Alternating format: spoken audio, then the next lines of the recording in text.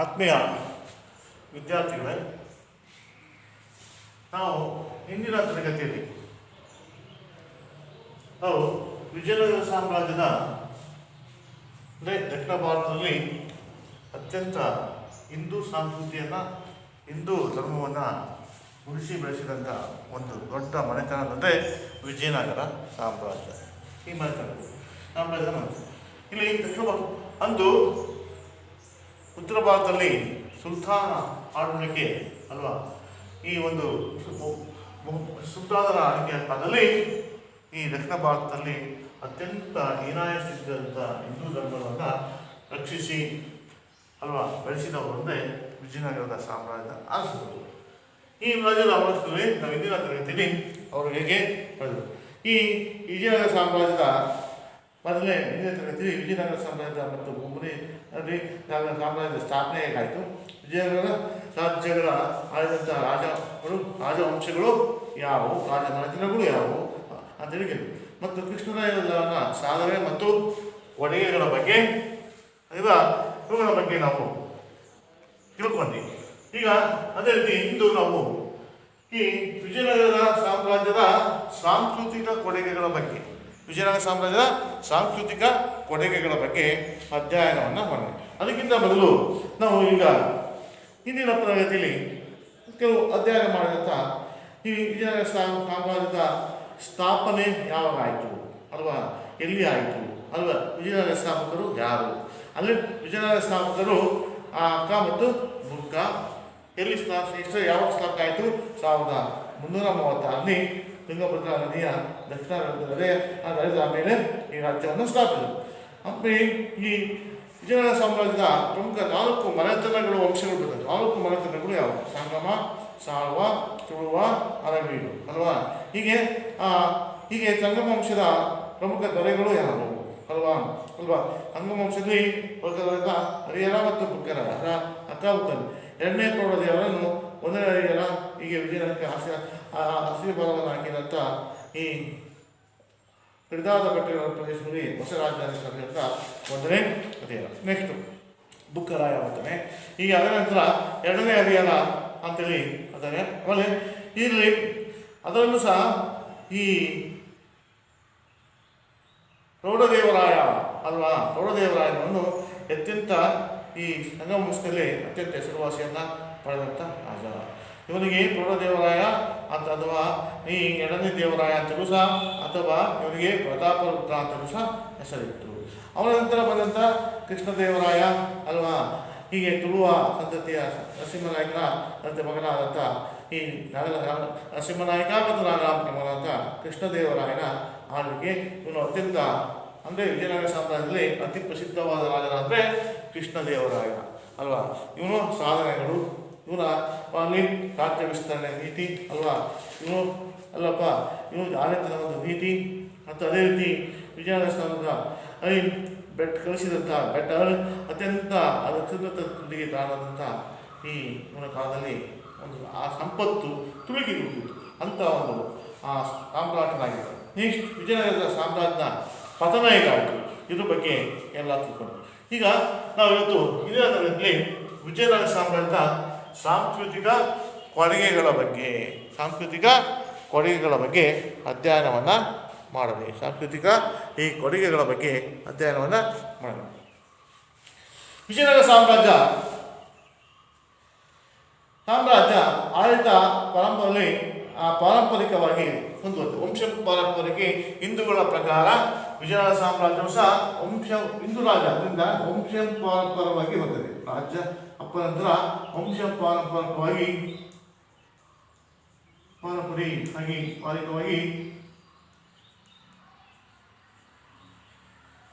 ಅಧಿಕಾರಕ್ಕೆ ಬರ್ತದೆ.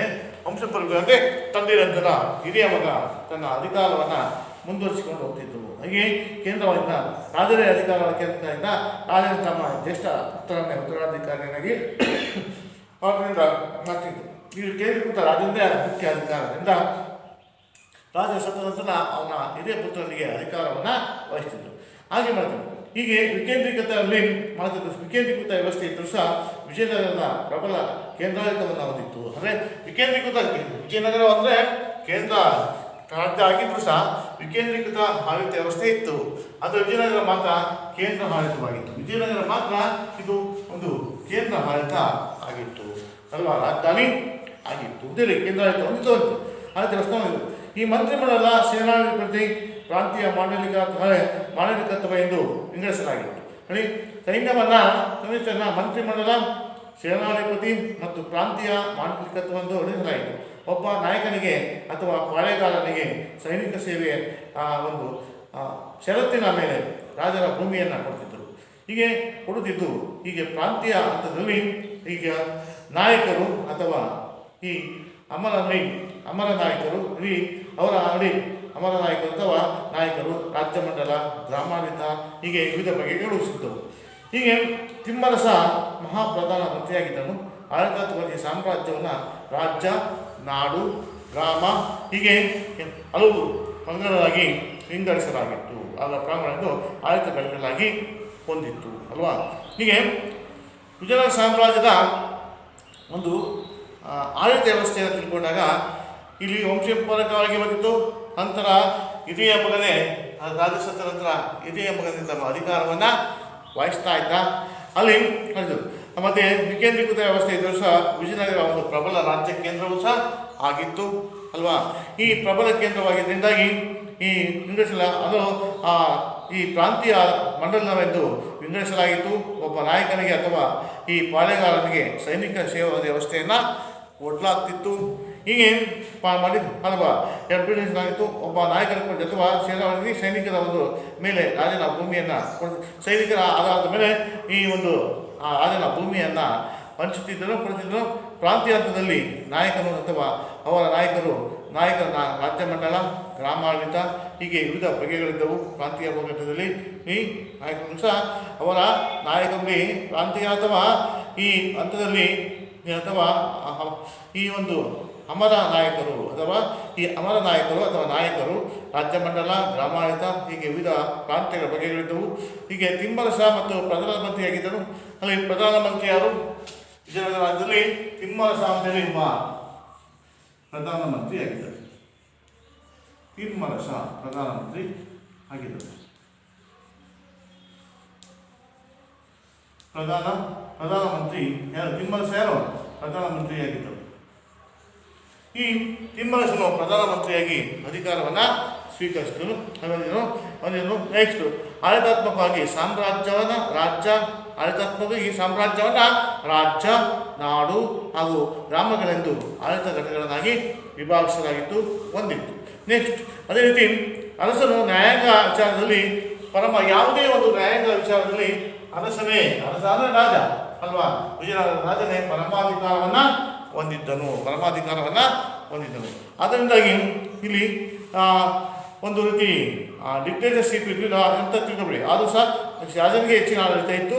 ಆಮೇಲೆ ಪ್ರಾಂತ್ಯಾಧಿಕಾರಿಗಳನ್ನು ಸಹ ವಿಕೇಂದ್ರೀಕೃತ ವ್ಯವಸ್ಥೆ ಅದರಿಂದಾಗಿ ಪ್ರಾಂತ್ಯಗಳನ್ನಾಗಿ ಮಾಡಿ ಪ್ರಾಂತ್ಯಗಳಲ್ಲಿ ನ್ಯಾಯ ತೀರ್ಮಾನವನ್ನು ಮಾಡ್ತಿದ್ದರು. ಶಿಕ್ಷೆಗಳು ಉಗ್ರವಾಗಿದ್ದವು. ನ್ಯಾಯಾಲಯದಲ್ಲಿ ತೀರ್ಪನ್ನು ಕೊಡಬೇಕಾದ್ರೆ ಶಿಕ್ಷೆಗಳು ಉಗ್ರವಾಗಿದ್ದವು. ಗ್ರಾಮಗಳು ಆಡಳಿತ ವ್ಯವಸ್ಥೆ ಕೊನೆಯ ಘಟಕವಾಗಿತ್ತು. ಗ್ರಾಮಗಳು ಸಹ ಅತ್ಯಂತ ಈಗ ನಾವಿದೆ ಅದೇ ಅಷ್ಟೇ. ಈಗೇನಂತೆ ಈಗ ನಾವು ಕೇಂದ್ರ ಆಡಳಿತ, ರಾಜ್ಯಾಡಳಿತದಲ್ಲಿ ಜಿಲ್ಲಾವಾರು ಆಡಳಿತ ಬರ್ತವೆ, ಪ್ರಾದೇಶಿಕ ಆಡಳಿತ ಬರ್ತವೆ. ಆಮೇಲೆ ಜಿಲ್ಲಾವಾರು ಆಡಳಿತ ಬರ್ತದೆ. ಡಿವಿಷನ್ಸ್ ಆದಮೇಲೆ ಜಿಲ್ಲಾವಾರು ಆಡಳಿತ. ಆ ಜಿಲ್ಲಾವಾರು ಆಡಳಿತ ಆದಮೇಲೆ ತಾಲೂಕ್ ಲೆವೆಲ್ ಆದಮೇಲೆ ಜಿಲ್ಲಾ ಪಂಚಾಯತ್ ಆದಮೇಲೆ ತಾಲೂಕ್ ಪಂಚಾಯತ್, ಹೀಗೆ ಆಮೇಲೆ ಗ್ರಾಮ ಅಂತೇಳಿ ಹೀಗೆ ಅತ್ಯಂತ ತಲಾದಿಯಲ್ಲಿ ಪ್ರಾಂತ್ಯಗಳಲ್ಲಿ ಪ್ರಾಂತಾಧಿಕಾರಿಗಳು ನ್ಯಾಯ ತೀರ್ಮಾನ ಮಾಡ್ತಿದ್ರು. ಆಮೇಲೆ ಉಗ್ರವಾಗಿದ್ದು ಗ್ರಾಮಗಳು ಆಡಳಿತ ವ್ಯವಸ್ಥೆಯ ಕೊನೆಯ ಘಟಕವಾಗಿದ್ದವು. ಗ್ರಾಮ ಅಂದರೆ ನಮ್ಮಲ್ಲಿ ಅಲ್ಲಿ ಗ್ರಾಮ ಪಂಚಾಯತ್ ಇದ್ದಿಲ್ಲ, ಅಂಥವು ಕೊನೆಯ ಘಟಕವಾಗಿದ್ದವು. ಅಲ್ಲಿ ಗ್ರಾಮ ಸಭೆಗಳು ಸಹ ಆಡಳಿತ ನಡೆಸಿದ್ರು. ಗ್ರಾಮ ಪಂಚಾಯತಿಗಳು ಹಲವಾರು ಸಭೆಗಳು ನಡೀತವೆ ಅಲ್ವಾ. ಅಲ್ಲಿಯ ಪ್ರಾಂತೀಯ ಗ್ರಾಮಗಳ ಅಭಿವೃದ್ಧಿಗೋಸ್ಕರ ಹಲವಾರು ಸಭೆಗಳನ್ನು ಸಹ ಅಲ್ಲಿ ಪ್ರದೇಶಗಳು ಸಹ ಕರೆದು ಎಲ್ಲ ಅಲ್ಲಿ ಒಂದು ತೀರ್ಮಾನವನ್ನು ಕೈಗೊಳ್ತಾರೆ. ಶಾನುಭೋಗ ಇಲ್ಲಿ ಗ್ರಾಮ ಗೌಡ ಮತ್ತು ಅಲ್ಲಿ ಆಡಳಿತ ನಿರ್ವಹಿಸಿದರು. ಗ್ರಾಮದಲ್ಲಿ ಆಡಳಿತ ನಿರ್ವಹಿಸಿದರು ಗೌಡ ಅಥವಾ ಈ ಶರಣಂ ಅಥವಾ ಶಾನುಭೋಗ, ಹೀಗೆ ತಳವಾರ ಗ್ರಾಮಾಡಳಿತದಲ್ಲಿ ನೆರವಾಗ್ತಿದ್ರು. ನಾಡುಗಳಲ್ಲಿ ನಾಡಗೌಡರು ಮತ್ತು ಪಟ್ಟಣಗಳಲ್ಲಿ ಪಟ್ಟಣದ ಸ್ವಾಮಿ ಅಥವಾ ಪಟ್ಟಣ ಶೆಟ್ಟಿ ಆಡಳಿತ ನೋಡಿಕೊಡ್ತಿದ್ರು. ಈ ಪಟ್ಟಣದಲ್ಲಿ ಪಟ್ಟಣ ಸ್ವಾಮಿ, ಈ ಪಟ್ಟಣ ಶೆಟ್ಟಿ ಇದ್ದರೆ ಆಡಳಿತವನ್ನು ನೋಡಿಕೊಡ್ತಾ ಇದ್ರು. ನೆಕ್ಸ್ಟ್ ಅದೇ ರೀತಿ ವಿಜಯನಗರ ಸಮರ್ಥವಾದಂಥ ಸೈನ್ಯವನ್ನು ಹೊಂದಿತ್ತು. ಸೈನ್ಯ ವ್ಯವಸ್ಥೆ ಹೇಗಿತ್ತು ವಿಜಯನಗರದಲ್ಲಿ? ತನ್ನದೇ ಆದ ಸೈನ್ಯ ವ್ಯವಸ್ಥೆ ಯಾವ ರೀತಿ ಇತ್ತು ಅಂತ ತಿಳ್ಕೋಬೇಕು. ಈಗ ವಿಜಯನಗರದ ಒಂದು ಸೈನ್ಯ ವ್ಯವಸ್ಥೆಯನ್ನು ತೆಗೆದುಕೊಂಡಾಗ ವಿಜಯನಗರದ ಸಮರ್ಥವಾದ ಸೈನ್ಯವನ್ನು ಹೊಂದಿತ್ತು. ಕಾಯಂ ಅಂಡ ಈ ಸಾಮಂತರು ಸೈನ್ಯ ಮತ್ತು ಹೀಗೆ ಸೈನ್ಯ ಮತ್ತು ಈ ಸುಸಭ್ಯ ಇದೊಂದೇ ರಾಜನ ರಕ್ಷಣಾ ಪಡೆಯಾಗಿತ್ತು. ಈ ಸುಸಭ್ಯ ಅನ್ನೋದು ಇಲ್ಲಿ ಸೈನ್ಯ ಮತ್ತು ಸುಸಭ್ಯ.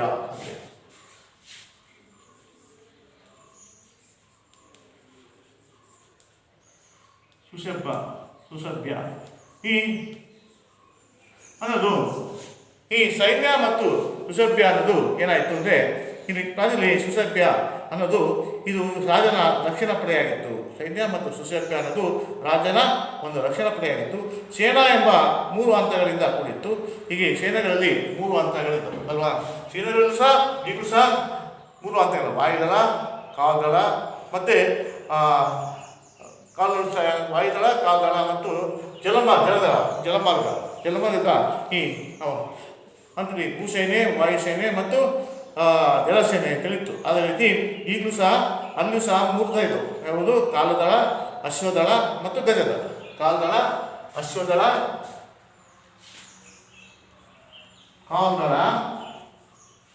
ಅಶ್ವದಳ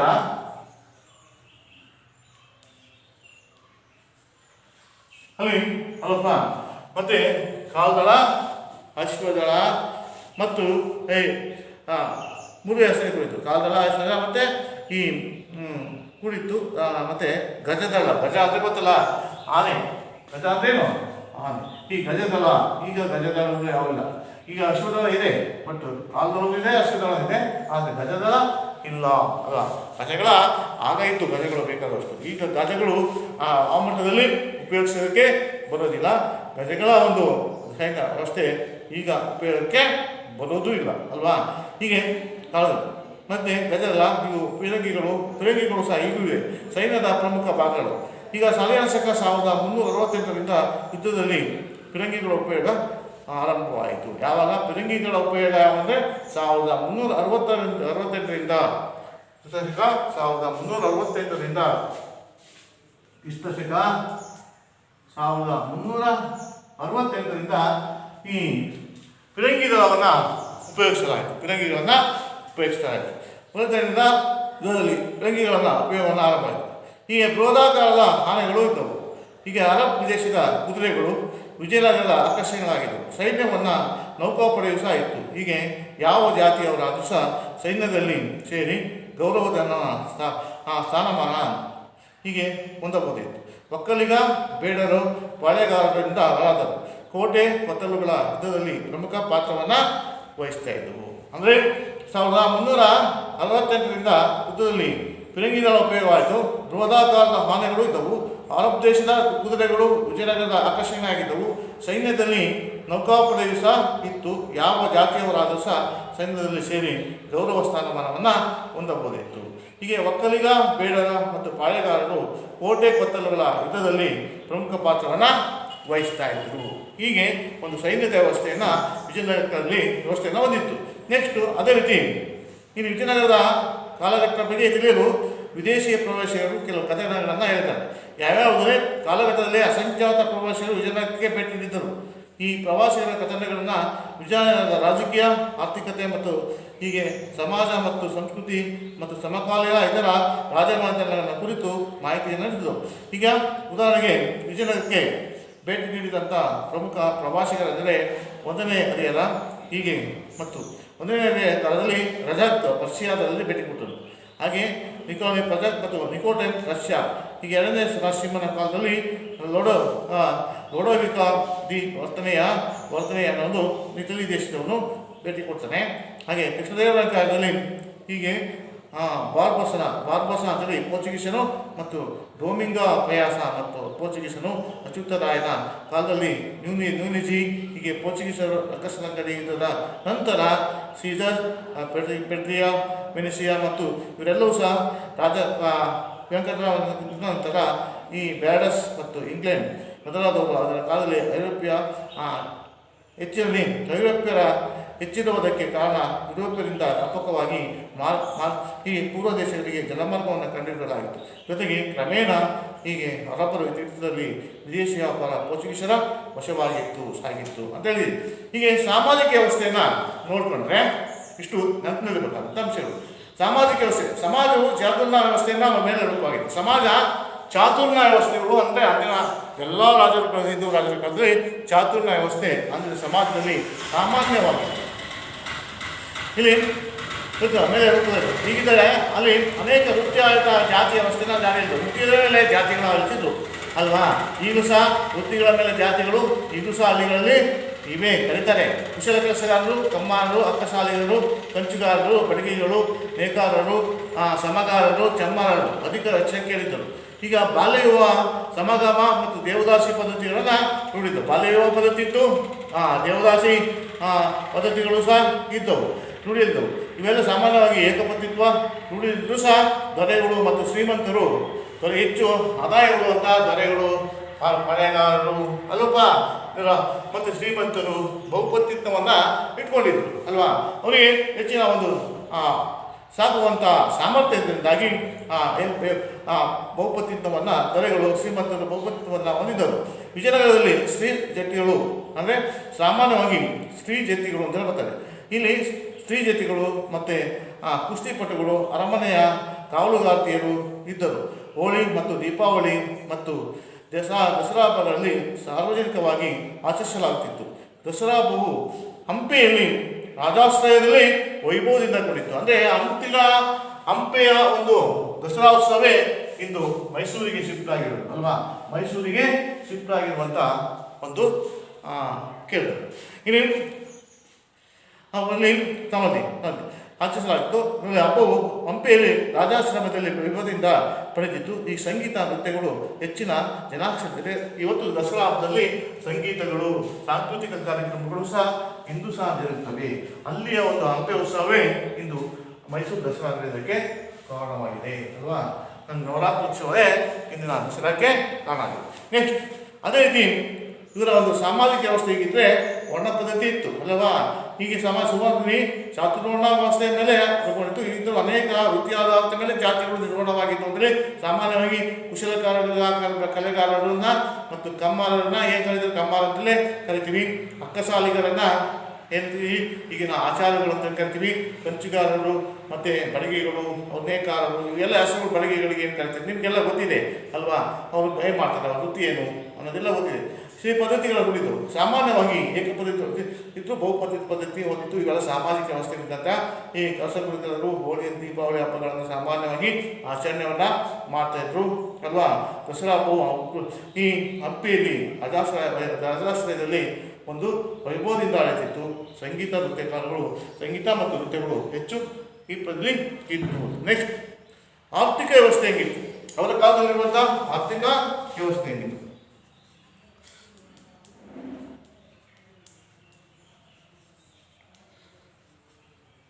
ಆರ್ಥಿಕ ವ್ಯವಸ್ಥೆ ಹೇಗಿತ್ತು, ಆರ್ಥಿಕ ವ್ಯವಸ್ಥೆ ಹೇಗಿತ್ತು. ಈಗ ಸಾಮಾಜಿಕ ವ್ಯವಸ್ಥೆ ಬಗ್ಗೆ ತಿಳ್ಕೊಂಡ್ರಲ್ಲ, ಈ ಸಾಮಾಜಿಕ ವ್ಯವಸ್ಥೆ ಬಗ್ಗೆ ತಿಳ್ಕೊಂಡ್ರಿ. ಈಗ ಅದೇ ರೀತಿ ಆರ್ಥಿಕ ವ್ಯವಸ್ಥೆ ಹೇಗಿತ್ತು. ಈಗ ಅಲ್ಲಿ ಸಮಾಜವಾಗಿ ಆ ಒಂದು ವಿಜಯನಗರದಲ್ಲಿ ಆರ್ಥಿಕ ವ್ಯವಸ್ಥೆ ಬಗ್ಗೆ ಹೇಳೋದಾದರೆ ಅತ್ಯಂತ ಶ್ರೀಮಂತವಾದಂಥ ಸಾಮ್ರಾಜ್ಯ ಅಂದರೆ ಅತ್ಯಂತವಾದ ವೈಭವಿಕವಾದ ಸಾಮ್ರಾಜ್ಯ ಅಂದರೆ ಈ ವಿಜಯನಗರ ಆಗಿತ್ತು. ಯಾಕೆಂದರೆ ಆದಾಯದ ಪ್ರಮುಖ ಮೂಲ ಅಂದರೆ ವಿಜಯನಗರದ ಆರ್ಥಿಕ ಸಮೃದ್ಧವಾಗಿತ್ತು. ಈ ರಾಜ್ಯದ ಆದಾಯದ ಪ್ರಮುಖ ಮೂಲವಾಗಿತ್ತು. ಅಂದರೆ ಕಂದಾಯವೇ ರಾಜ್ಯದ ಆದಾಯ ಮೂಲ. ಈ ಕಂದಾಯ ಇನ್ನೂ ಸಹ ವಸೂಲು ಮಾಡ್ತೀರಾ. ಈ ಕಂದಾಯ ಅಂದರೆ ಗೊತ್ತಿದೆ ನಿಮಗೆ, ಪ್ರತಿಯೊಬ್ಬ ರೈತರು ಮನೆಯ ಕಂದಾಯವನ್ನು ಹೇಗೆ ಕಟ್ತಾರೆ ಅಂತೇಳಿ ಗೊತ್ತಿದೆ. ಈ ಕಂದಾಯವು ರಾಜ್ಯದ ಮೂಲ ವಸ್ತುವಾಗಿತ್ತು. ಅವರ ಮತ್ತೆ ಆದಾಯದ ಪ್ರಮುಖ ಮೂಲವಾಗಿತ್ತು. ಇಲ್ಲಿ ಕೃಷಿಕರು ಸಾಮಾನ್ಯವಾಗಿ ತಮ್ಮ ಉತ್ಪಾದನೆಯ 4ನೇ ಒಂದು ಭಾಗವಷ್ಟು ಸರ್ಕಾರಕ್ಕೆ ರೂಪದಲ್ಲಿ ಕೊಡ್ತಿದ್ರು. ಅಂದರೆ ತಮ್ಮ ಉತ್ಪಾದನೆಯಲ್ಲಿ ಕೃಷಿಕರು ಉತ್ಪಾದನೆ ಮಾಡಿದ 4ನೇ ಒಂದು ಭಾಗದಷ್ಟು ತೆರಿಗೆಯನ್ನು ಸರ್ಕಾರಕ್ಕೆ ಕೊಡ್ತಾ ಇದ್ರು, ಕಂದಾಯ ರೂಪದಲ್ಲಿ ಕೊಡ್ತಾ ಇದ್ರು ಅಲ್ವಾ. ಅಲ್ಲಿ ಕೊಡ್ತಿದ್ರು. ವೃತ್ತಿ ತೆರಿಗೆ, ಕೆಲವು ತೆರಿಗೆ ವೃತ್ತಿ ತೆರಿಗೆ ಇತ್ತು. ವೃತ್ತಿ ತೆರಿಗೆ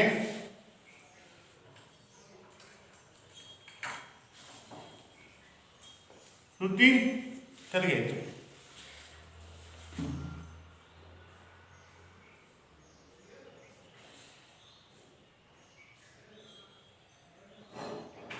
ವೃತ್ತಿ ತೆರಿಗೆ, ಕಂದಾಯದ ದಾಳಿ ಸುಂಕ, ಮನೆ ಕಂದಾಯ, ದಾಳಿ ಸುಂಕ, ಸಂತೆ ಸುಂಕ, ವಾಣಿಜ್ಯ ತೆರಿಗೆ, ಆಮದು ಮತ್ತು ರಫ್ತು ತೆರಿಗೆಗಳು, ಸಾಮಂತರಿಂದ ಬರುವಂಥ ಕಪ್ಪ ಕಾಣಿಕೆಗಳು ರಾಜ್ಯದ ಇತರ ಆದಾಯದ ಮೂಲಗಳಾಗಿವೆ.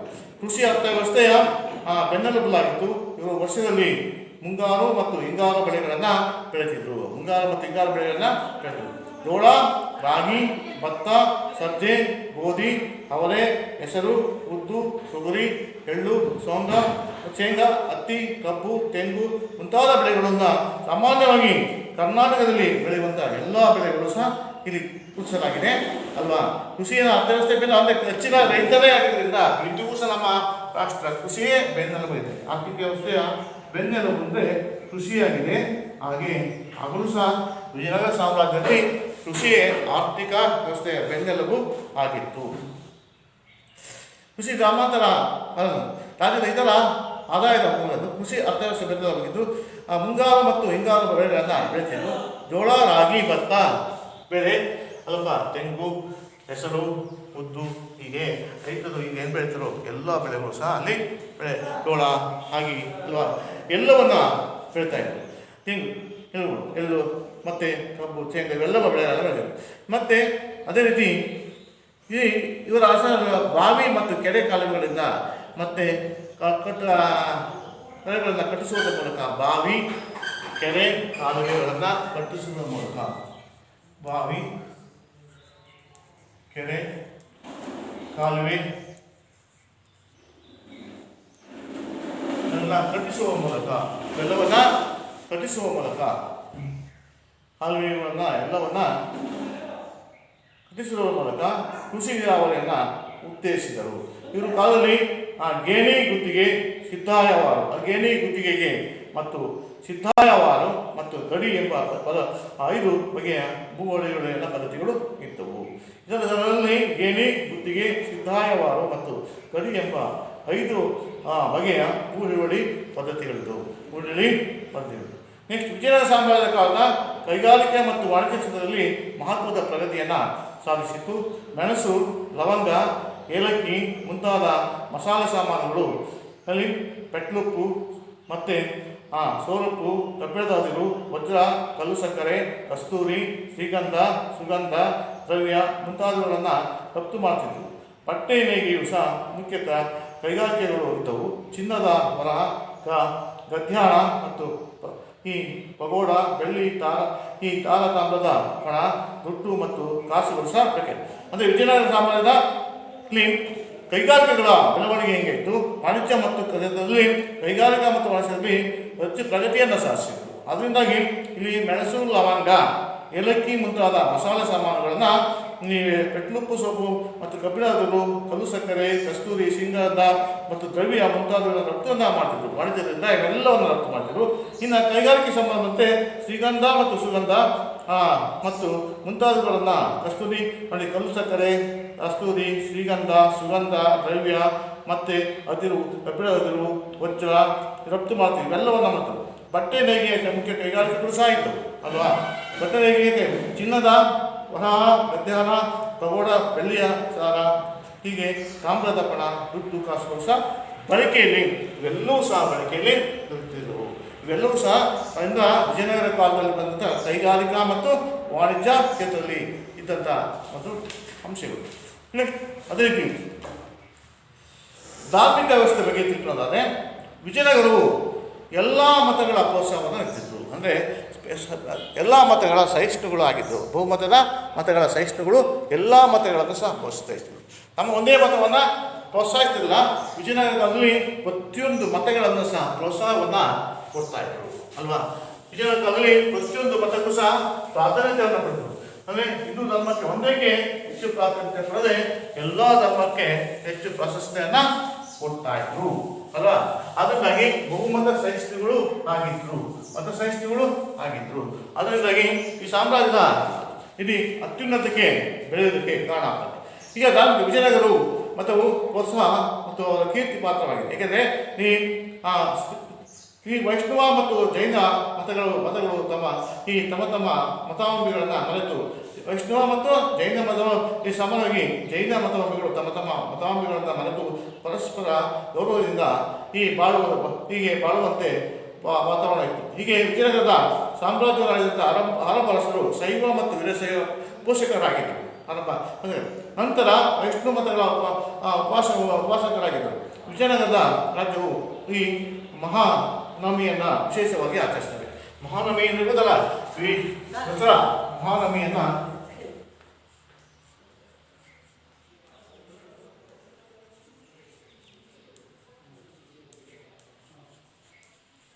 ಈ ಮಹಾನವಮಿಯನ್ನು ವಿಶೇಷವಾಗಿ ಆಚರಿಸ್ತದೆ ಅಲ್ವಾ. ವಿಜಯನಗರ ಸಾಮ್ರಾಜ್ಯವು ಈ ಮಹಾನವಮಿಯನ್ನು ಈಗಲೂ ಸಹ ವಿಶೇಷವಾಗಿದೆ.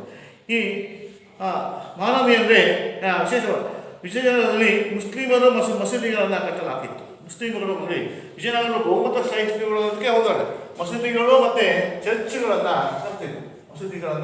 ಮತ್ತು ಚರ್ಚ್ಗಳನ್ನು ಕಟ್ಟಿದ್ರು. ಅಂದರೆ ಎಲ್ಲ ಮತಗಳಿದ್ರೆ ಹಿಂದೂ, ಕ್ರೈಸ್ತ, ವೈಷ್ಣವ ಅಲ್ವಾ ಎಲ್ಲ ಧರ್ಮಗಳನ್ನು ಕಟ್ಟಲಾಗಿತ್ತು. ಪೋರ್ಚುಗೀಸರೊಂದಿಗೆ ವ್ಯಾಪಾರ ವೃದ್ಧಿಗೊಂಡು ವಿಜಯನಗರ ಸರಸರು ಶ್ರೇಷ್ಠ ಕ್ರೈಸ್ತ ಮತಕ್ಕೂ ಸಹ ಪ್ರೋತ್ಸಾಹವನ್ನು ಕೊಟ್ಟರೆಂದು ಚರ್ಚ್ಗಳು ಅಲ್ವಪ್ಪ ಅದೇ ಅಲ್ಲಪ್ಪ ಜನರಲ್ಲಿ ಅಂದರೆ ಚರ್ಚ್ಗಳ ಮತಕ್ಕೂ ಸಹ ಹೊಸವನ್ನು ಚರ್ಚ್ಗಳನ್ನು ಕಟ್ಟಲು ಅನುಮತಿಯನ್ನು ನೀಡಿದರು. ಹಾಗೆ ಸಾಹಿತ್ಯ ಕ್ಷೇತ್ರದಲ್ಲಿ ಹೋದರೆ ಇನ್ನು ಧಾರ್ಮಿಕ ಕ್ಷೇತ್ರಕ್ಕೆ ಸಂಬಂಧಪಟ್ಟಿದ್ದಾರೆ. ಇನ್ನು ಸಾಹಿತ್ಯ ಕ್ಷೇತ್ರಕ್ಕೆ ಹೋದರೆ ಇವತ್ತೇನು ಸಾಹಿತ್ಯ ಕ್ಷೇತ್ರದಲ್ಲಿ ಇವ್ರದೇ ಒಂದು ಪ್ರಾಧಾನ್ಯತೆ ಇದೆ. ಇಲ್ಲಿ ಸಾಹಿತ್ಯ ಕ್ಷೇತ್ರ ಸಹ ಅತ್ಯುನ್ನತವಾದ ಸಾಧನೆಯನ್ನು ಗೈದಿತ್ತು ಅಂತೇಳಿ ಹೇಳಲಾಗ್ತದೆ. ಈ ಸಾಹಿತ್ಯ ಕ್ಷೇತ್ರ ಅಂದರೆ ಅಲ್ಪ ಸಾಹಿತ್ಯ ಕ್ಷೇತ್ರದಲ್ಲಿ ತನ್ನದೇ ಆದಂಥ ಕೊಡುಗೆಯನ್ನು ಈ ವಿಜಯನಗರ ಸಾಮ್ರಾಜ್ಯ ಕೊಟ್ಟಿದೆ. ಸಾಮ್ರಾಜ್ಯದಲ್ಲಿ ಏರ್ಪಟ್ಟಿದ್ದಂಥ ಶಾಂತಿ ಮತ್ತು ಸುವ್ಯವಸ್ಥೆ, ಆರ್ಥಿಕ ಪ್ರಗತಿಯ ಪರಿಣಾಮದಿಂದಾಗಿ ಸಾಹಿತ್ಯವು ಸಹ ಹುಲುಸಾಗಿ ಬೆಳೆಯಿತು. ಕನ್ನಡದ ಸಂಸ್ಕೃತಿ, ತೆಲುಗು ಮತ್ತು ತಮಿಳು ಭಾಷೆಯ ಸಾಹಿತ್ಯ ಕೃತಿಗಳು ರಚನೆ ಆಗ್ತವೆ. ಅಂದರೆ ಇವರು ಸಾಹಿತ್ಯ ಕ್ಷೇತ್ರಕ್ಕೂ ಸಹ ಅಪಾರವಾದಂಥ ಕೊಡುಗೆಯನ್ನು ವಿಜಯನಗರ ಸಾಮ್ರಾಜ್ಯದ ಅರಸರು ನೀಡಿದ್ದಾರೆ. ಸಾಮ್ರಾಜ್ಯದಲ್ಲಿ ಏರ್ಪಟ್ಟಿದ್ದಂಥ ಶಾಂತಿ ಮತ್ತು ಸುವ್ಯವಸ್ಥೆ ಆರ್ಥಿಕ ಪ್ರಗತಿಯ ಪರಿಣಾಮದಿಂದಾಗಿ ಸಾಹಿತ್ಯವು ಹುಲುಸಾಗಿ ಬೆಳೆಯುತ್ತದೆ. ಸಾಹಿತ್ಯ ಏನಾಗ್ತದೆ? ಹುಲುಸಾಗಿ ಬೆಳೆಯುತ್ತದೆ. ಸಾಹಿತ್ಯವು ಸಹ ಹುಲುಸಾಗಿ ಬೆಳೆಯುತ್ತದೆ. ಈ ಸಾಹಿತ್ಯವು ಅತ್ಯಂತ ಹೆಚ್ಚಾಗಿ ಚೆನ್ನಾಗಿ ತನ್ನ ಅಭಿವೃದ್ಧಿಯನ್ನು ಕೊಡ್ತಾನೆ, ಹೊಸಾಗಿ ಬೆಳೆಯುತ್ತದೆ. ಅಷ್ಟೇ ಸಾಮಾನ್ಯವಾಗಿ ಆರ್ಥಿಕ ಪ್ರಗತಿಯನ್ನು ಗಳಿಸಿದಾಗ ಅನೇಕ ಸಾಹಿತ್ಯ ಬೆಳೆಯುತ್ತದೆ. ಕನ್ನಡ ಸಂಸ್ಕೃತಿ, ತೆಲುಗು ಮತ್ತು ಸಂಸ್ಕೃತ ಭಾಷೆ ಸಂಸ್ಕೃತಿ ಸಾಹಿತ್ಯ ಕೃತಿಗಳು ರಚನೆ ಅದರಲ್ಲಿ ಸಾಮಾನ್ಯವಾಗಿ ಈ ರತ್ನಕರ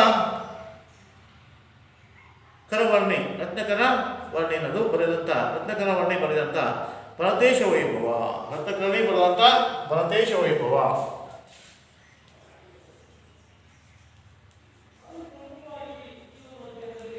ರತ್ನಕರ್ಣಿ ಬರೆದ ಭರತೇಶ ವೈಭವ.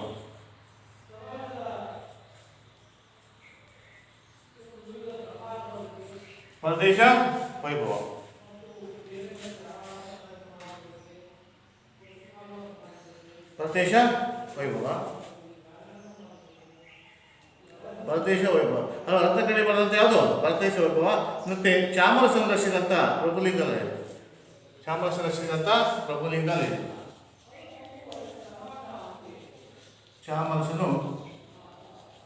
ರಚಿಸಿದ ಪ್ರಭುಲಿಂಗಾಲಯ.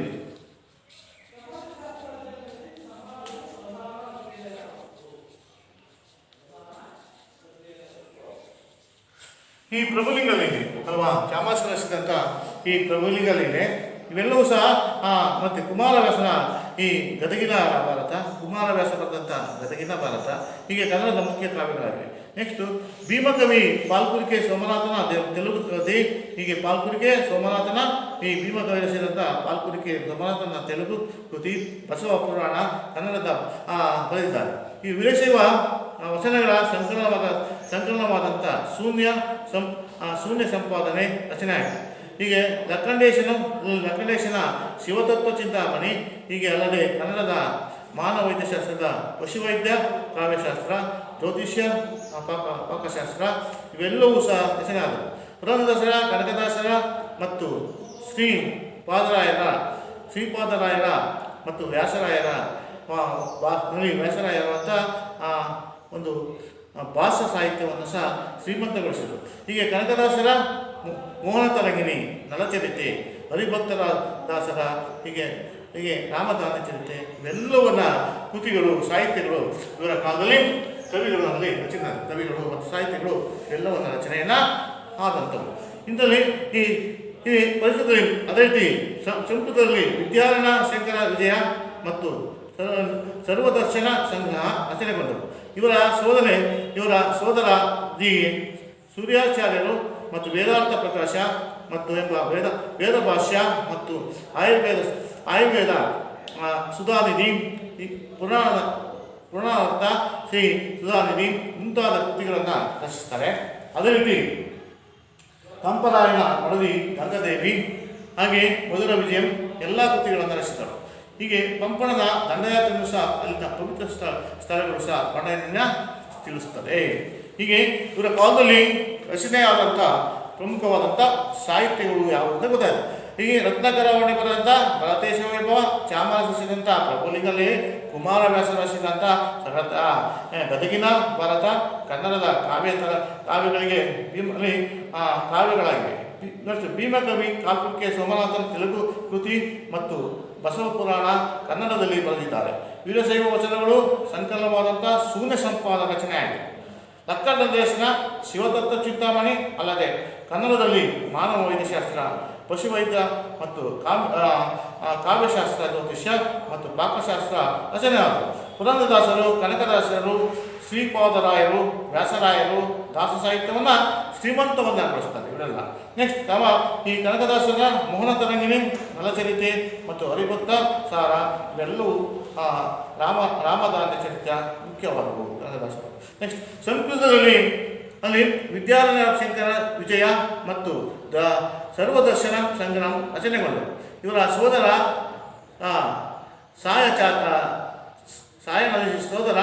ಈ ಸಾಯಣಾಚಾರ್ಯರು ವೇದ ಅರ್ಥ ಪ್ರಕಾಶ ಎಂಬ ವೇದ ಭಾಷ್ಯ ಮತ್ತು ಆಯುರ್ವೇದ ಸುಧಾನಿಧಿ ಮತ್ತು ಪುರುಷಾರ್ಥ ಸುಧಾನಿಧಿ ಮುಂತಾದ ಕೃತಿಗಳನ್ನು ರಚಿಸಿ ಕಂಪಣರಾಯನ ಮಡದಿ ಗಂಗಾದೇವಿ ಮಧುರಾ ವಿಜಯಂ ಎಂಬ ಸ್ಮೃತಿಯನ್ನು ರಚಿಸಿದರು. ಇದು ಕಂಪಣನ ದಂಡಯಾತ್ರೆಯನ್ನು ಅಲ್ಲಿನ ಮತ್ತು ಪವಿತ್ರ ಸ್ಥಳಗಳ ವರ್ಣನೆಯನ್ನು ಈ ಮಧುರಾ ವಿಜಯಂ ತಿಳಿಸುತ್ತದೆ.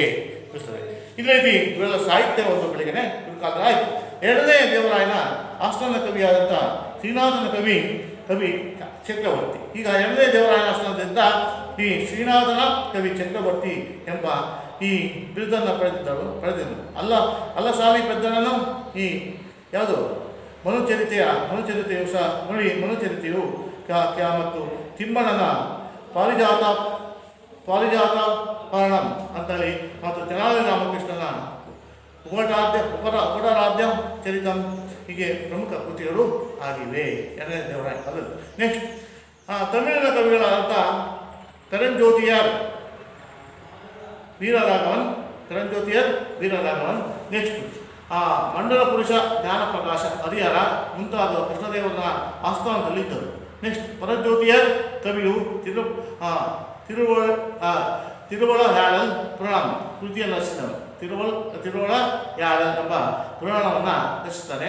ವಿಜಯನಗರ ಕಾಲದಲ್ಲಿ ಸಂಸ್ಕೃತ, ಕನ್ನಡ, ತೆಲುಗು, ತಮಿಳು ಭಾಷೆಗೆ ಪ್ರೋತ್ಸಾಹವನ್ನು ಸಿಕ್ಕಿತು ಅಂತೇಳಿ ಇದರಿಂದ ನಮಗೆ ಕಂಡುಕೊಳ್ತದೆ. ನೆಕ್ಸ್ಟ್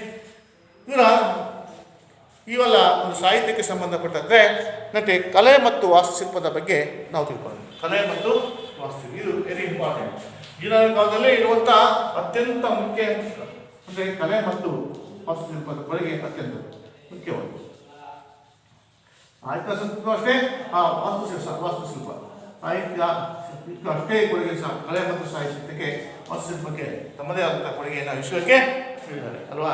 ಕಲೆ ವಿಜಯನಗರ ಕಾಲದಲ್ಲಿ ಕಲೆ ವಾಸ್ತುಶಿಲ್ಪದಲ್ಲಿ ಮಾಡಿದಂಥ ಸಾಧನೆ ಇಂದಿಗೂ ಸ್ಮರಣೀಯವಾಗಿದೆ, ಇಂದಿಗೂ ಸಹ ನೋಡಬಹುದು. ಹಾಗೆ ಈ ಸಾಮ್ರಾಟನ ವಾಸ್ತುಕಲೆ ಈ ಸಾಮ್ರಾಟರನ್ನು ವಾಸ್ತುಕಲೆಯ ಮಹಾನ್ ಪೋಷಕರು ಎನ್ನಲಾಗಿದೆ. ಇವರ ಕಾಲದಲ್ಲಿ ದೇವಾಲಯ, ಅರಮನೆ, ಕೋಟೆ, ಗೋಪುರ, ಮಹಾಮಂಟಪ, ಸಾರ್ವಜನಿಕ ಕಟ್ಟೆಗಳು, ಕೆರೆ, ಕಟ್ಟೆ, ಕಾಲುವೆ, ಅಣೆಕಟ್ಟು ಇವೆಲ್ಲವೂ ನಿರ್ಮಾಣವಾಗಿವೆ. ಅಂದರೆ ಈ ಸಾಮ್ರಾಜ್ಯದ ವಾಸ್ತುಕಲೆಯ ಮಹಾನ್ ಪೋಷಕರು ಇದ್ದಾರೆ. ಇವರ ಕಾಲದಲ್ಲಿ ದೇವಾಲಯ ಇದೆ, ಅರಮನೆಗಳಿವೆ, ಕೋಟೆ ಇದ್ದಾವೆ, ಗೋಪುರ ಇದ್ದಾವೆ, ಮಹಾಮಂಟಪಗಳಿವೆ, ಸಾರ್ವಜನಿಕ ಕಡೆಗಳಿವೆ, ಕೆರೆ ಕಟ್ಟೆ, ಕಾಲುವೆ, ಅಣೆಕಟ್ಟು ಮುಂತಾದವುಗಳು ನಿರ್ಮಾಣ. ವಿಜಯನಗರದ ಕಲೆಯ ಪ್ರಮುಖ ವೈಶಿಷ್ಟ್ಯಗಳು ಏನು? ವಿಜಯನಗರ ಕಾಲದಲ್ಲಿರುವಂಥ ಕಲೆಯ ಮುಖ್ಯ ವೈಶಿಷ್ಟ್ಯಗಳು ಯಾವುವು? ವಿಜಯನಗರದ ಅರಸರು ಚಾಲುಕ್ಯ, ಚೋಳ ಮತ್ತು ಹೊಯ್ಸಳ ವಾಸ್ತುಶೈಲಿಯ ಮಾದರಿಗಳನ್ನು ಮುಂದುವರಿಸಿದರು. ಇವರ ಶೈಲಿಯ ಪ್ರಭಾವ ಲಕ್ಷಣವೆಂದರೆ ಹಲವಾರು ಕಂಬಗಳ ಸಾಲುಗಳಿಂದ ಕೂಡಿದಂಥ ವಿಶಾಲ ಸಭಾ ಮಂಟಪ ಅಥವಾ ಕಲ್ಯಾಣ ಮಂಟಪಗಳು ಈ ದೇವಾಲಯಗಳ ಎತ್ತರವಾದ ಗೋಪುರಗಳನ್ನು ರಾಯಗೋಪುರ ಹೊಂದಿದ್ದು. ಈ ಪ್ರಾಕೃತಿಕ ಸಮಾನಗಳು ಪತ್ರಾಕೃತಿಯ ಕಮಾನುಗಳು ಮತ್ತು ಮಂಟಪಗಳನ್ನು ಹೊಂದಿದೆ. ಈ ಕಲೆಯ ಅಲಂಕಾರಕ್ಕಂತೂ ಈ ಭವ್ಯತೆ, ವೃದ್ಧತೆ ಮತ್ತು ಗಾಂಭೀರ್ಯದ ಭಾವನೆಗಳಿಗೆ ಹೆಚ್ಚಿನ ಮಹತ್ವವನ್ನು ನೀಡಲಾಗಿದೆ. ಇವರ ಕಟ್ಟಡಗಳಿಗೆ ಬಿರುಸಾದಂಥ ಈ ಕಣಶಿಲೆಯನ್ನು ಬಳಸಿದ್ದಾರೆ. ಅಂದರೆ ವಿಜಯನಗರದ ಕಾಲದಲ್ಲಿ ಕಲೆ ಮತ್ತು ವಾಸ್ತುಶಿಲ್ಪಕ್ಕೆ ಕೊಡುಗೆ ಅತ್ಯುತ್ತಮವಾದಂಥ ಕೊಡುಗೆಯಾಗಿದೆ ಅಲ್ವಾ. ಇಂದಿಗೂ ಸಹ ನಾವು ಅವನ ಸ್ಮರಣೀಯವಾಗಿ ಇವೆ ನೋಡಬಹುದು. ವಿಜಯನಗರದ ಸಾಮ್ರಾಜ್ಯದ ಆ ಮಹಾನ್ ಪೋಷಕರು ಕಲೆಯ ಮಹಾನ್ ಪೋಷಕರಿಂದೇ ಕರೆಯಬಹುದು. ಇವರ ಕಾಲದಲ್ಲಿ ದೇವಾಲಯಗಳಿವೆ, ಅರಮನೆಗಳಿವೆ ಅಲ್ವಾ. ಬೇಕಾದಷ್ಟು ಹಂಪೆಗೆ ಹೋಗಿ ಅರಮನೆಗಳಿವೆ, ಕೋಟೆಗಳಿವೆ, ಗೋಪುರಗಳಿವೆ. ಅದೇ ರೀತಿ ಮಂಟಪ, ಸಾರ್ವಜನಿಕ ಕಟ್ಟಡಗಳು, ಕೆರೆ ಕಟ್ಟೆ, ಅಣೆಕಟ್ಟು ಮುಂತಾದವುಗಳನ್ನು ನಿರ್ಮಾಣವಾಗಿವೆ.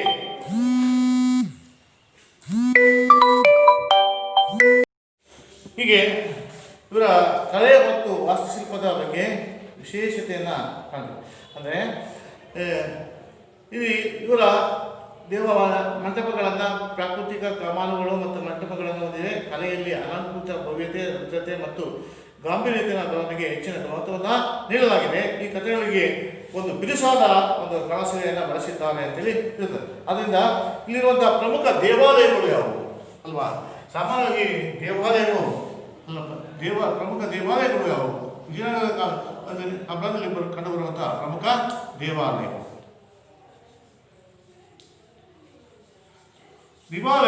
ಪ್ರಮುಖ ದೇವಾಲಯಗಳು ಯಾವುವು ಅಂದರೆ ಇಲ್ಲಿ ಸಾಮಾನ್ಯವಾಗಿ ಇವು ಕಟ್ಟಿರುವಂಥ ಅರಮನೆ, ಕೋಟೆ, ದೇವಾಲಯ ಒಂದೆಲ್ಲ ಗೋಪುರ, ಮಹಾಮಂಟಪ, ಹೀಗೆ ಸಾರ್ವಜನಿಕ ಕಟ್ಟಡಗಳು, ಕೆರೆ ಕಟ್ಟೆ, ಕಾಲುವೆ, ಅಣೆಕಟ್ಟುಗಳು ಎಲ್ಲವನ್ನ ಮಾಡಿದೆ. ಅದರಲ್ಲಿ ಪ್ರಮುಖ ದೇವಾಲಯಗಳ ಬಗ್ಗೆ ಯಾವ್ಯಾವ ಕಂಡುಬರುವ. ಅಂದರೆ ವಿಜಯನಗರ ಕಾಲದಲ್ಲಿ ಇವರ ನಿರ್ಮಾಣವಾಗಿರುವಂಥ ದೇವಾಲಯಗಳನ್ನು ಹಂಪೆ, ಶೃಂಗೇರಿ ಇಲ್ಲಿ ಕಾಣ್ಬೋದು. ಹಂಪೆಯಲ್ಲಿ ಕಾಣ್ಬೋದು, ಶೃಂಗೇರಿ ನಿಮ್ಮ ಚಿಕ್ಕಮಗಳೂರಿನ ಶೃಂಗೇರಿಯಲ್ಲಿ ಕಾಣ್ಬೋದು ಈ ಕಾಲದ ದೇವಾಲಯಗಳನ್ನು.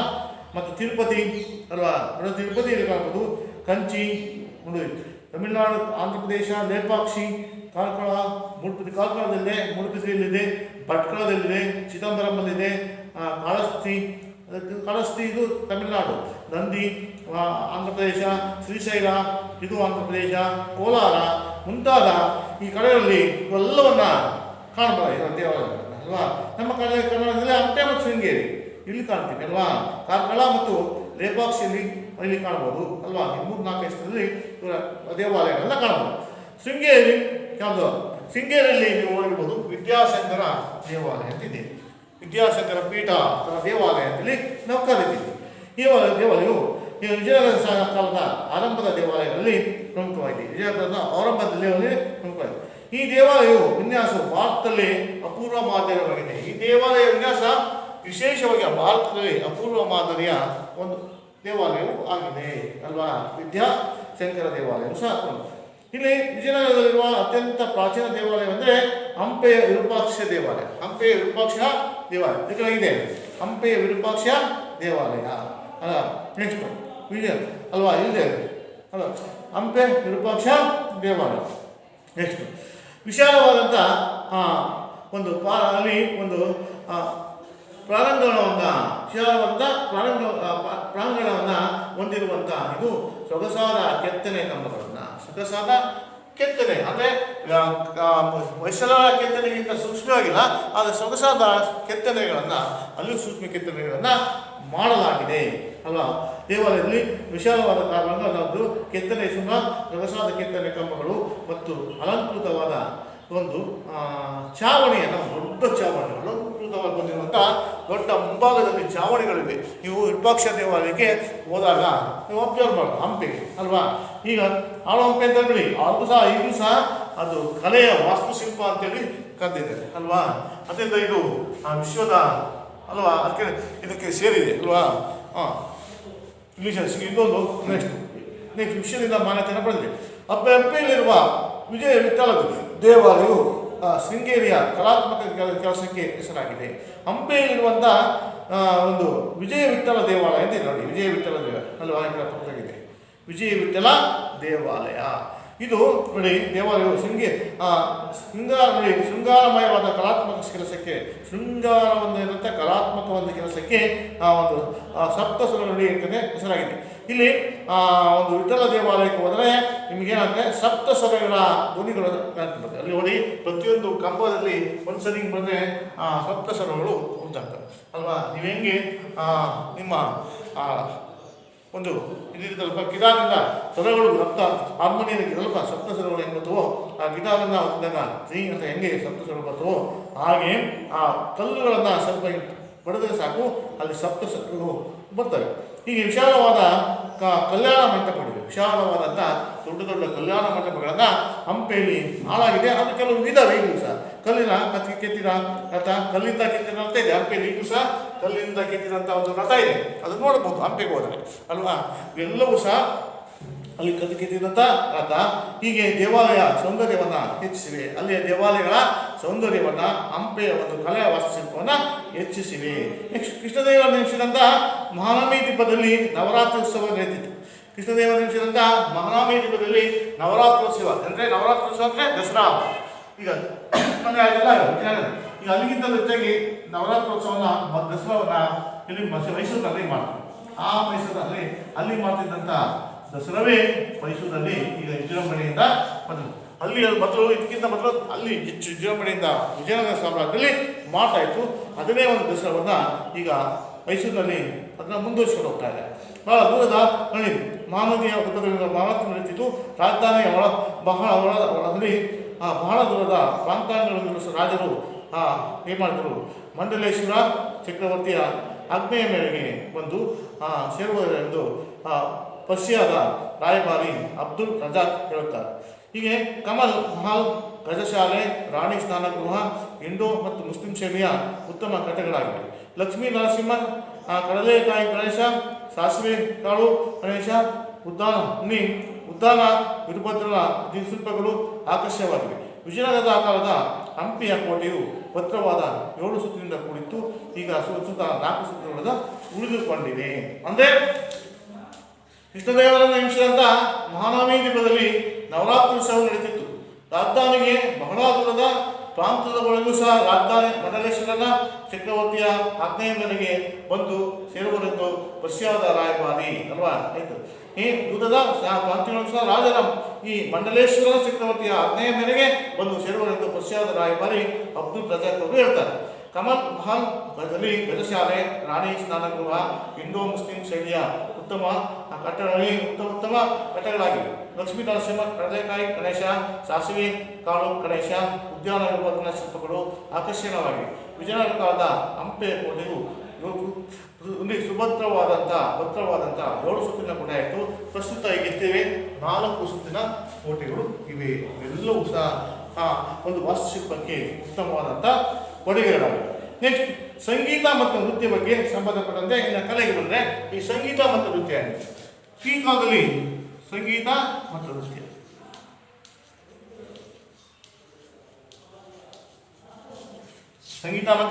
ನೃತ್ಯ ಬಗ್ಗೆ ತಿಳ್ಕೊಳ್ತಾರೆ. ವಿಜಯನಗರ ದೊರೆಗಳು ಲಲಿತ ಕಲೆಗಳಾದಂಥ ಸಂಗೀತ, ನೃತ್ಯ ಮತ್ತು ನಾಟಕ, ಯಕ್ಷಗಾನ ಕಲೆಗಳನ್ನು ಪೋಷಿಸಿ ಬೆಳೆಸಿದರು ಅಲ್ವಾ. ಅದರಿಂದಾಗಿ ಪೋಷಿಸಿ ಬೆಳೆಸಿದ್ರಿಂದ ಕಲಾವಿದರಿಗೆ ಅರಮನೆ ಮತ್ತು ದೇವಾಲಯಗಳಲ್ಲಿ ಹೆಚ್ಚಿನ ಗೌರವವಿತ್ತು. ಆದ್ದರಿಂದಾಗಿ ಪುರಂದರದಾಸರ, ಕನಕದಾಸರ ತಮ್ಮ ಕೀರ್ತನೆಗಳ ಮೂಲಕ ಕರ್ನಾಟಕ ಸಂಗೀತಕ್ಕೆ ಅತ್ಯುನ್ನತವಾದಂಥ ಅವರ ಕಾಲದಂಥ ಕವಿ ಕೊಡುಗೆಗಳನ್ನು ನೀಡಿದ್ದಾರೆ. ಈ ನರ್ತಕಿಯರು ಸಹ ಸರ್ವಾಲಂಕಾರ ಭೂಷಿತವಾಗಿ ದೇವಾಲಯ ಮತ್ತು ಅರಮನೆಗಳ ನೃತ್ಯ ಪ್ರದರ್ಶನವನ್ನು ನೀಡ್ತಿದ್ರು ಅಂತ ಹೇಳಿದ್ರು. ಅಲ್ವಾ ನೃತ್ಯ ಮತಗಳಲ್ಲಿ ಇಷ್ಟು ದೊರೆಯುತ್ತೆ. ಅಂದರೆ ಸಂಗೀತ ನೃತ್ಯ ಕಾಂಡಗ ಯಕ್ಷಗಾನ ಕಲೆಗಳು ಸಹ ಪೋಷಿಸಿ ಬೆಳೆಸಿದರು. ಕಲಾವಿದರಿಗೆ ಅರಮನೆ ಮತ್ತು ದೇವಾಲಯದಲ್ಲಿ ಹೆಚ್ಚಿನ ಗೌರವ ಇತ್ತು. ಇಂಥ ನೃತ್ಯ ಕಲೆಗಳು ಪುರಂದರದಾಸರ ಕನಕದಾಸರ ಕೀರ್ತನೆಗಳ ಮೂಲಕ ಕರ್ನಾಟಕ ಸಂಗೀತಕ್ಕೆ ಅತ್ಯುನ್ನತೆ ಇವತ್ತು ಪುರಂದರದಾಸರ ಕನಕದಾಸರ ಕೀರ್ತನೆಗಳು ಇವತ್ತು ಅತ್ಯುನ್ನತ ಗೀತೆಗಳಾಗಿವೆ ಅಲ್ವಾ. ಅಂತಹ ಕೊಡುಗೆಗಳನ್ನು ನೀಡಿದ್ದಾರೆ. ಈ ನರ್ತಕಿಯರು ಸರ್ವಕಾಲಿಕ ಪುಸ್ತಕ ಪೋಷಿತರಾಗಿ ದೇವಾಲಯ ಮತ್ತು ಅರಮನೆಗಳಲ್ಲಿ ನೃತ್ಯ ಪ್ರದರ್ಶನವನ್ನು ಇವೆಲ್ಲವನ್ನ ನೀಡ್ತಾ ಇದ್ದಾರೆ. ನೆಕ್ಸ್ಟ್ ವಿಜಯನಗರ ಸಾಮ್ರಾಜ್ಯದ ಅಂತ್ಯ ಹೇಗಾಯಿತು?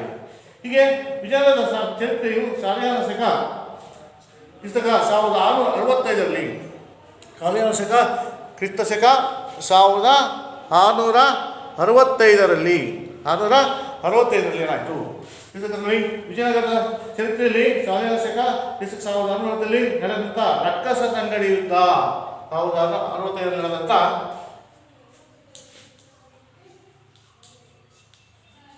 ಅಲ್ಲಿ ನಡೆದಂಥ ಯಾವುದು ರಕ್ಕಸ ತಂಗಡಿ ಯುದ್ಧ. ರಕ್ಕಸ ತಂಗಡಿ ಯುದ್ಧದಲ್ಲಿ ಅಲ್ಪ 565ರಲ್ಲಿ ಸಾರಿ 555ರಲ್ಲಿ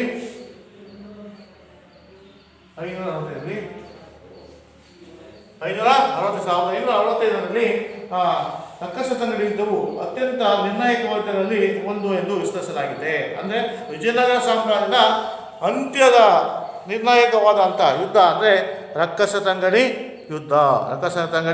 ಯುದ್ಧ ಆಗಿದೆ ಅಲ್ವಾ. ನಿರ್ಣಾಯಕ ಯುದ್ಧ ಅಂತೇಳಿ ಯುದ್ಧವು ಅತ್ಯಂತ ನಿರ್ಣಾಯಕವಾದ ಅವಧಿಯಲ್ಲಿ ಒಂದು. ಇದು ವಿಸ್ತಾರವಾಗಿದ್ದು ಸಾಮ್ರಾಜ್ಯವನ್ನು ಮೂಲ ಗುಂಪು ಮಾಡಿ ದಕ್ಷಿಣ ಭಾರತದ ರಾಜಕೀಯ ಚಿತ್ರಣವನ್ನೇ ಬದಲಾಯಿಸಿತು. ಕೃಷ್ಣದೇವರಾಯನ ನಿಧನ ನಂತರ ಅಧಿಕಾರಕ್ಕೆ ಆಂತರಿಕ ಕಲಾ ಸಂಘರ್ಷಗಳು ಕಂಡು ಬಂತು. ಅಂದರೆ ಇಲ್ಲಿ ಏನಾಯಿತು ಅಂದರೆ ನಿರ್ಣಾಯಕ ಯಾಕಂದರೆ ವಿಸ್ತಾರವಾಗಿ ಸಾಮ್ರಾಜ್ಯವು ಮೂಲೆ ಗುಂಪು ಮಾಡಿ ಯಾವುದು ಇದರಲ್ಲಿ ಯಾರು ಮೂಲೆ ಗುಂಪು ಮಾಡಿ ದಕ್ಷಿಣ ಭಾರತದ ರಾಜಕೀಯ ಚಿತ್ರವನ್ನೇ ಈ ಬದಲಾಯಿಸಿತು. ಕೃಷ್ಣದೇವರಾಯನ ಇದರ ನಂತರ ಅಧಿಕಾರಕ್ಕೆ ಆಂತರಿಕ ಸಂಘರ್ಷಗಳು ಕಂಡು ಬಂದವು. ಇಲ್ಲಿ ಅಲ್ಲಪ್ಪ ಈ ನಂತರವೇ ದೊರೆ ಅಚ್ಯುತ ದೇವರಾಯ ಜನ ಮತ್ತೊಮ್ಮೆ ಅಧಿಕಾರಕ್ಕೆ ಆಂತರಿಕ ಕಲಕ್ಕೆ ಮತ್ತೆ ಒಂದು ದಾರಿಯನ್ನು ಮಾಡಿ ಸದಾಶಿವರಾಯನು ಪಟ್ಟಕ್ಕೆ ಬಂದರು. ಆಡಳಿತವನ್ನು ಆಳಿದಂಥ ರಾಮರಾಯನ ಕೈಯಲ್ಲಿತ್ತು. ಆದರೆ ಅದೇ ಮಂತ್ರಿ ಆದಂಥ ರಾಮರಾಯನ ಕೈಯಲ್ಲಿತ್ತು. ಈಗ ರಾಮರಾಯನ ತನ್ನ ಆಳ್ವಿಕೆಯಲ್ಲಿ ಕೈಗೊಂಡಂಥ ಯುದ್ಧಗಳು ಸಾಮ್ರಾಜ್ಯ ವಿಸ್ತಾರವನ್ನು ಹೆಚ್ಚಿಸಿದರು ಅಲ್ವಾ. ಸಾಮ್ರಾಜ್ಯ ಹೆಚ್ಚಿಸಿದರು, ಅನೇಕ ಶತ್ರುಗಳನ್ನು ಸೃಷ್ಟಿಸಿದರು. ಹೀಗೆ ರಾಮರಾಯನ ನೀತಿಗಳು ದಕ್ಕನ್ ಸುಲ್ತಾನರನ್ನು ದಕ್ಕನ್ ಸುಲ್ತಾನರನ್ನು ಏನು ದಕ್ಷಿಣ ಭಾರತದಲ್ಲಿ ಸುಲ್ತಾನರನ್ನು ಒಗ್ಗೂಡುವಂತೆ ಮಾಡಿತು ಅಲ್ವಾ. ಹೀಗೆ ಒಗ್ಗೂಡುವಂತೆ ಮಾಡಿದ್ರಿಂದಾಗಿ ಅವರ ಸಾಮ್ರಾಜ್ಯ ಏನಾಯಿತು, ಸುಲ್ತಾನ ಒಟ್ಟಾಗಿ ಬಿಜಾಪುರ ಸುಲ್ತಾನರು ಬಿಜಾಪುರ ಸುಲ್ತಾನರು ಹೆಚ್ಚು ಪ್ರಬಲರಾದರು. ಈ ಸಾಮ್ರಾಜ್ಯ ಕ್ರಮೇಣವಾಗಿ ಅಂತ್ಯಗೊಳ್ಳುತ್ತದೆ. ಇಲ್ಲಿಗೆ ನಾವು ನೆಕ್ಸ್ಟ್ ಕ್ಲಾಸಲ್ಲಿ ಕಂಟಿನ್ಯೂ ಮಾಡಿ ಬಹುಮನಿ ಸಾಮ್ರಾಜ್ಯದ ಬಗ್ಗೆ ನೆಕ್ಸ್ಟ್.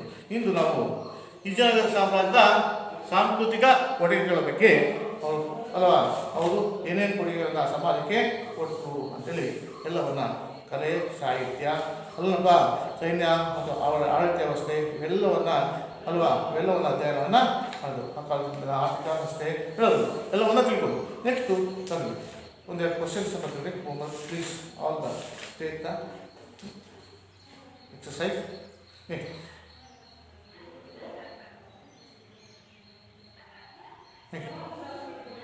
ಅರ್ಥವ್ಯವಸ್ಥೆ ಮತ್ತು ಸಮಾಜಕ್ಕೆ ವಿಜಯನಗರದ ಕೊಡುಗೆಗಳನ್ನು ತಿಳಿಸಿ. ಅರ್ಥವ್ಯವಸ್ಥೆ ಮತ್ತು ಸಮಾಜಕ್ಕೆ ವಿಜಯನಗರದ ಕೊಡುಗೆಗಳನ್ನು ತಿಳಿಸಿ. ನೆಕ್ಸ್ಟ್ ವಿಜಯನಗರ ಕಾಲದ ಕಲೆ ಮತ್ತು ವಾಸ್ತುಶಿಲ್ಪವನ್ನು ಕುರಿತು ಬರೆಯಿರಿ. ವಿಜಯನಗರ ಕಾಲದ ಕಲೆ ಮತ್ತು ವಾಸ್ತುಶಿಲ್ಪವನ್ನು ಕುರಿತು ಬರೆಯಿರಿ. ಕ್ವಶನನ್ನು okay. Thank you for the students.